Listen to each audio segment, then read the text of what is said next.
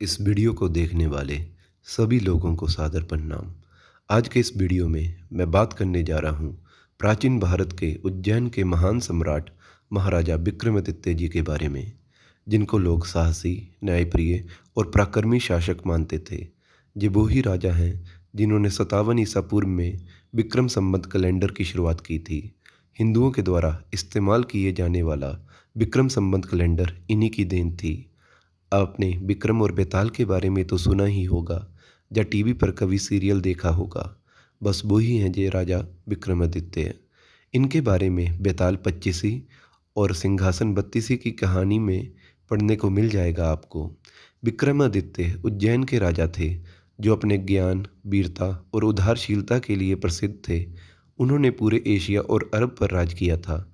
अरब पर इनके शासन का प्रमाण शायर उल ओकुल ग्रंथ के पृष्ठ संख्या 315 से मिलता है।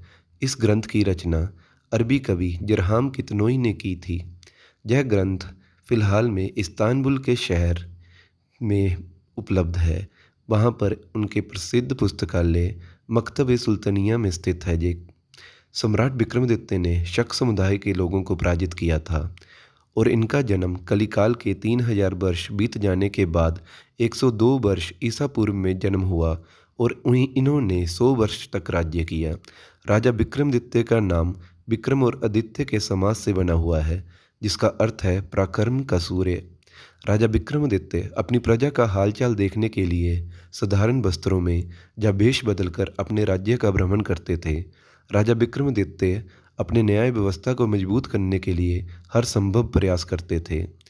राजा विक्रमादित्य के पिताजी का नाम गंधर्व सेन था और इनके भाई का नाम राजा भर्तृहरि था। 32वीं सिंहासन के किस्से विक्रमादित्य के उस सिंहासन से जुड़े हैं जो कि खो गया था और कई सदियों बाद धार के परमार राजा भोज द्वारा बरामद किया गया था। ये वही राजा भोज हैं जिनको कहावत में कहा जाता है कि कहाँ राजा भोज और कहाँ गंगू तेली। स्वयं राजा भोज भी काफ़ी प्रसिद्ध थे और कहानियों की यह श्रृंखला उनके सिंहासन पर बैठने के प्रयासों के बारे में है। इस सिंहासन में 32 पुतलियां लगी हुई थी जो कि बोल सकती थी और राजा को चुनौती देती हैं कि राजा केवल उस स्थिति में ही सिंहासन पर बैठ सकते हैं यदि वे उनके द्वारा सुनाई जाने वाली कहानी में विक्रमादित्य की तरह उद्धार है। इसमें विक्रमादित्य की 32 कहानियाँ सामने आती हैं और हर बार भोज अपनी हीनता मानकर स्वीकार करते हैं। अंत में पुतलियाँ उनकी विनम्रता से प्रसन्न होकर उन्हें सिंहासन पर बैठने को देती हैं। माना जाता है कि ये 32 सिद्धियाँ की हुई थी राजा विक्रमादित्य ने और ये पुतलियाँ उनके सिंहासन पर जड़ गई थी और उनको न्याय करने में उनकी मदद करती थी और हर फैसले में बोलकर उनको अपना सुझाव देती थी। बेताल 25वीं में एक बेताल की कहानी है। एक साधु राजा विक्रमादित्य को उस बेताल को बिना एक शब्द कहे पेड़ से उतार कर लाने को कहता है। राजा उस बेताल की तलाश में जाते हैं और उसे ढूंढ भी लेते हैं। बेताल रास्ते में हर बार एक कहानी सुनाता है और उस कहानी के बीच में एक न्यायपूर्ण सवाल पूछता है। साथ ही विक्रम को ये श्राप देता है कि जवाब जानते हुए भी ना बताने पर उसका सर फट जाएगा। राजा विक्रमादित्य ना चाहते हुए भी उसके सवाल का जवाब देते हैं। साधु का विक्रम द्वारा एक शब्द भी ना कहकर बेताल को लाने का प्रण टूट जाता है और बेताल वापिस उसी पेड़ पर रहने चला जाता है। इस तरह से इस माध्यम से 25 कहानियाँ वहाँ पर मौजूद हैं। मालवा में राजा विक्रमादित्य के भाई भर्तृहरि का शासन था। भर्तृहरि के शासनकाल में शंकु का आक्रमण बढ़ गया था, परंतु भर्तृहरि ने वैराग्य धारण कर राजपाट को त्याग दिया था। राजा भर्तृहरि के बारे में भी एक अलग कहानी है जो कि मैं आपको बाद में बताऊंगा। इसके बाद विक्रमादित्य ने ही उनका शासन संभाला था। विक्रमादित्य ने 78 के आसपास शंकु शासक को पराजित किया और क्रूर नाम के एक स्थान पर उस शासक की हत्या कर दी। इसी की याद में उन्होंने 57 ईसा पूर्व में विक्रम संवत की शुरुआत कर अपने राज्य के विस्तार का आरंभ किया। भारतीय परंपरा के अनुसार धन्वंतरी, शपनक, अमर सिंह, शंकु, खटकरपारा, कालिदास, बेताल भट्ट, बरूची और बरहीमेर उज्जैन में विक्रमादित्य के राज दरबार का अंग थे। कहते हैं कि राजा के पास नवरत्न कहलाने वाले ये 9 विद्वान थे। कालिदास प्रसिद्ध संस्कृत राजकवि थे।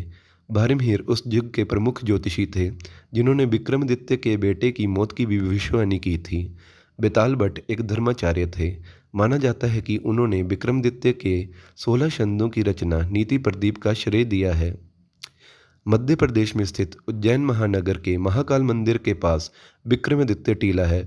वहाँ विक्रमादित्य के संग्रहालय में नवरत्नों की मूर्तियां भी स्थापित की गई है। राजा विक्रमादित्य और शनिदेव की भी एक कहानी बड़ी प्रसिद्ध है, जो कि उम्मीद है कि आपको सुनने में इच्छुक होंगे आप। शनि से संबंधित विक्रमादित्य की कहानी को अक्सर कर्नाटक राज्य में यक्षगान में प्रस्तुत किया जाता है। कहानी के अनुसार विक्रम नवरात्रि का पर्व बड़े धूमधाम से मना रहे थे और प्रतिदिन एक ग्रह पर वाद विवाद चल रहा था। अंतिम दिन की बहस शनि के बारे में थी। ब्राह्मण ने शनि की शक्तियों सहित उनकी महानता और पृथ्वी पर धर्म को बनाए रखने में उनकी भूमिका की व्याख्या की। समारोह में ब्राह्मण ने यह भी कहा कि विक्रम की जन्म कुंडली के अनुसार उनके 12वें घर में शनि का प्रवेश है, जिसे सबसे खराब माना जाता है। लेकिन विक्रम संतुष्ट नहीं थे। उन्होंने शनि को महज लोककंटक के रूप में देखा था, जिन्होंने उनके पिता सूर्य और गुरु बृहस्पति को कष्ट दिया था।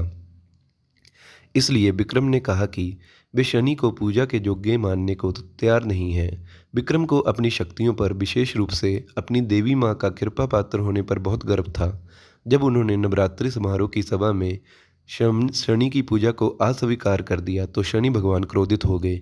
उन्होंने विक्रम को चुनौती दी कि वो विक्रम को अपनी पूजा करने के लिए बाध्य कर देंगे। जैसे ही शनि आकाश में अंतर्ध्यान हो गए, विक्रम ने कहा कि यह उनकी खुशकिस्मती है और किसी को भी चुनौती का सामना करना उनका आशीर्वाद है। विक्रम ने निष्कर्ष निकाला कि संभवतः ब्राह्मण ने उनकी कुंडली के बारे में जो बताया था वो सच हो, लेकिन वे शनि को महानता को स्वीकार करने के लिए तैयार नहीं थे। विक्रम ने निश्चयपूर्वक कहा कि जो कुछ होना है वह होकर रहेगा और जो कुछ नहीं होना है वह नहीं होगा, और उन्होंने कहा कि वे शनि की चुनौती को स्वीकार करते हैं। एक दिन एक घोड़े बेचने वाला उनके महल में आया और कहा कि विक्रम के राज्य में उसका घोड़ा खरीदने वाला कोई नहीं है।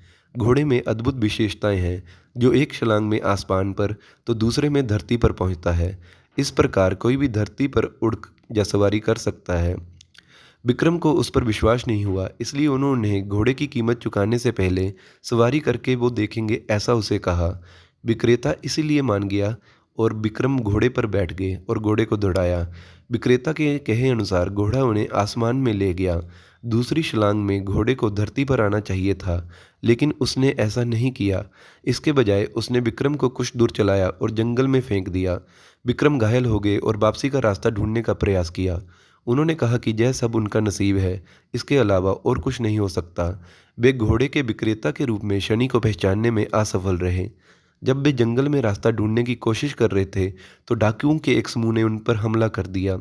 उन्होंने उनके सारे गहने लूट लिए और उन्हें खूब पीटा। विक्रम तब भी हालत से विचलित हुए बिना कहने लगे कि डाकुओं ने सिर्फ उनका मुकुट ही तो लिया है, उनका सिर तो नहीं। चलते चलते वे पानी के लिए एक नदी के किनारे पहुंचे। जमीन की फिसलन ने उन्हें पानी में पहुंचाया और तेज बहाव ने उन्हें काफ़ी दूर तक घसीटा। किसी तरह धीरे धीरे विक्रम एक नगर पहुंचे और भूखे ही एक पेड़ के नीचे बैठ गए। जिस पेड़ के नीचे विक्रम बैठे हुए थे, ठीक उसके सामने एक कंजूस दुकानदार की दुकान थी। जिस दिन से विक्रम उस पेड़ के नीचे बैठे, उस दिन से दुकान में बिक्री बहुत बढ़ गई। लालच में दुकानदार ने सोचा कि दुकान के बाहर इस व्यक्ति के होने से इतने अधिक पैसों की कमाई होती है, और उसने विक्रम को घर पर आमंत्रित करने और भोजन देने का निर्णय किया। बिक्री में लंबे समय तक वृद्धि की आशा में उसने अपनी पुत्री को विक्रम के साथ शादी करने के लिए कहा। भोजन के बाद जब विक्रम कमरे में सो रहे थे, तब पुत्री ने कमरे में प्रवेश किया। वह बिस्तर के पास विक्रम के जागने की प्रतीक्षा करने लग गई और धीरे धीरे उसे भी नींद आने लगी। उसने अपने गहने उतार दिए और उन्हें एक बत्तख के चित्तर के साथ लगी कील पर लटका दिया और वह सो गई। जागने पर विक्रम ने देखा कि चित्तर का बत्तख उसके गहने निगल रहा था। जब वे अपने द्वारा देखे गए दृश्य को याद कर ही रहे थे कि दुकानदार की पुत्री जाग गई और देखते ही उसके सारे गहने गायब थे। उसने अपने पिता को बुलाया और कहा कि वह चोर है। विक्रम को वहाँ के राजा के पास ले जाया गया। राजा ने निर्णय लिया कि विक्रम के हाथ और पैर काट दिए जाएं और उन्हें रेगिस्तान में छोड़ दिया जाए। जब विक्रम रेगिस्तान में चलने में असमर्थ और खून से लथपथ हो गए, तभी उज्जैन में अपने मायके से ससुराल लौट रही एक महिला ने उन्हें देखा और पहचान लिया। उसने उनकी हालत के बारे में पूछताछ की और बताया कि उज्जैनवासी उनकी घुड़सवारी के बाद गायब हो जाने से काफ़ी चिंतित है। वह अपने ससुराल वालों से उन्हें अपने घर में जगह देने का अनुरोध करती है और वे उन्हें अपने घर में रख लेते हैं। उसके परिवार वाले श्रमिक वर्ग के थे। विक्रम उनसे कुछ काम मांगते हैं। वे कहते हैं कि वे खेतों में निगरानी करेंगे और हाक लगाएंगे ताकि बैल अनाज को अलग करते हुए चक्कर लगाएं। वे हमेशा के लिए केवल मेहमान बनकर नहीं रहना चाहते हैं। एक शाम जब विक्रम काम कर रहे थे, हवा से मोमबत्ती बुझ जाती है। वे दीपक राग गाते हैं और मोमबत्ती जलाते हैं। इससे सारे नगर की मोमबत्तियां जल उठती हैं। नगर की राजकुमारी ने प्रतिज्ञा की थी कि वे ऐसे व्यक्ति से विवाह करेंगी जो दीपक राग गाकर मोमबत्ती जला सकेगा। वह संगीत के स्तोत्र में रूप में उस बिंगलाग आदमी को देखकर चकित हो जाती है, लेकिन फिर भी उसी से शादी करने का फैसला करती है। राजा जब विक्रम को देखते हैं तो याद आता है उनको और आग बबूला हो जाते हैं कि पहले उन पर चोरी का आरोप था और अब वह उनकी बेटी से विवाह के प्रयास में है। वे विक्रम का सिर काटने के लिए अपनी तलवार निकाल लेते हैं। उस समय विक्रम अनुभव करते हैं कि उनके साथ यह सब शनि की शक्तियों के कारण हो रहा है। अपनी मौत से पहले वे शनि से प्रार्थना करते हैं। वे अपनी गलतियों को स्वीकार करते हैं और सहमति जताते हैं कि उनमें अपनी हैसियत की वजह से काफ़ी घमंड था। शनि प्रकट होते हैं और उन्हें उनके गहने, हाथ पैर और सब कुछ वापस लौटाते हैं। विक्रम शनि से अनुरोध करते हैं कि जैसी पीड़ा उन्होंने सही है, वैसी पीड़ा सामान्य जन को ना दें। वे कहते हैं कि उन पर जैसा मजबूत इंसान भले ही पीड़ा सह ले, पर सामान्य लोग सहन करने में सक्षम नहीं होंगे। शनि उनकी बात से सहमत होते हुए कहते हैं कि ऐसा कतई नहीं करेंगे। राजा अपने सम्राट को पहचानकर उनके समक्ष समर्पण करते हैं और अपनी पुत्री की शादी उनसे कराने के लिए सहमत हो जाते हैं। उसी समय दुकानदार दौड़कर महल पहुंचता है और कहता है कि बत्तख ने अपने मुंह से गहने वापस उगल दिए। वह भी राजा को अपनी बेटी सौंपता है। विक्रम उज्जैन लौट आते हैं और शनि के आशीर्वाद से महान सम्राट के रूप में जीवन व्यतीत करते हैं। सम्राट विक्रमादित्य की मृत्यु के बारे में 31वीं पुत्री कौशल्या ने बताया, जब सम्राट विक्रमादित्य वृद्धावस्था में आ गए तो उन्होंने अपने जोग बल से यह जान लिया था कि उनका अंतिम समय निकट है। इसके बाद 15 ईस्वी में उनकी मृत्यु हो गई थी। इसके बाद इनकी प्रजा फूट फूट कर रोने लगी और उनकी चिता को सजाया गया, तो उनकी चिता पर देवी देवताओं ने भी फूलों की बारिश की थी। विक्रमादित्य की मृत्यु के बाद भी भारत के कुल 14 राज्यों ने विक्रमादित्य की उपाधि धारण की। इनमें से चंद्रगुप्त द्वितीय और हेमचंद्र प्रमुख हैं। इस वीडियो के लिए बस इतना ही। अंत में मैं कहूँगा कि जय हिंद।